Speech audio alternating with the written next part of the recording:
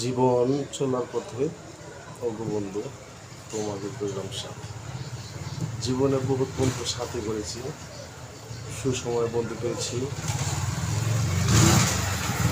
দুঃসময় বন্ধু নেই। এখন আমি প্রবাস থেকে এসে গেছি, সাপ্লাইয়ের মাধ্যমে ছিলাম 3 মাস 10 দিন। দেশে আসার পর এখন যে আদি বন্ধু বান্ধব ছিল, ওরা স্বামী দিয়ে চোখে দেখে চলে যায়। আগে কাছে এসে বসতো, বিল জমাইতো, একসাথে চা খাইতাম, সিগারেট আড্ডা দিতাম। এখন এগুলো আস্তে আস্তে কমে যাচ্ছে, আর কমে যাওয়ার কথাই। সুখের সাথে মিলে, দুঃখের সাথে মিলে না।